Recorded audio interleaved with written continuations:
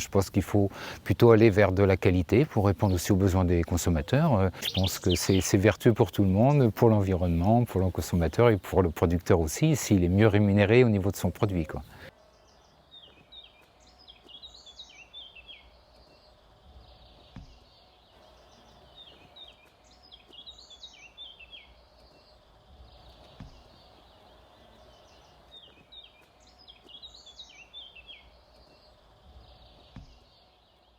Donc Jean-Robert Gachet, je suis éleveur laitier dans les Mauges, c'est entre Cholet, Nantes et Angers. Et donc moi je suis installé depuis 82. J'ai toujours fait de l'élevage puisque j'ai pris la suite de mon père en 82. Donc moi Arnaud Gachet, 30 ans, et je suis en cours de reprise de l'exploitation familiale. Donc après avoir travaillé dans la protection de l'environnement, je me redirige vers le métier d'agriculteur et je pense que ça va de pair. Depuis 2015, on livre notre lait à la laiterie Saint-Denis-de-l'Hôtel. Et donc Saint-Denis-de-l'Hôtel est engagé aussi avec C'est qui le patron, hein. Donc nous, on a tout de suite adhéré à cette démarche puisque pour nous, c'est important de répondre à la demande des consommateurs. On est sensible d'abord aux non-OGM, hein, puisque je pense que ça évite...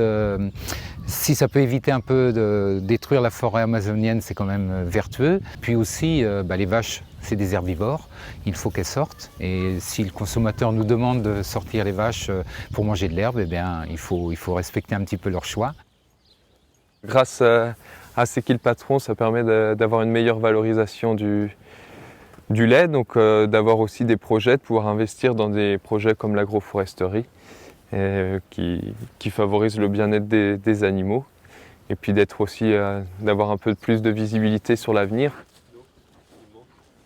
Tout rentre en ligne de mire pour la production. Il faut que les vaches soient bien, il faut qu'on puisse avoir des sols qui soient riches pour produire. Il faut qu'on ait un écosystème qui soit fonctionnel pour que nos parcelles soient résilientes face à des attaques de ravageurs. Donc on jongle avec tout ça pour produire le meilleur lait, un lait de qualité et puis dans les meilleures conditions pour les animaux aussi. Ici, on est autour des bâtiments.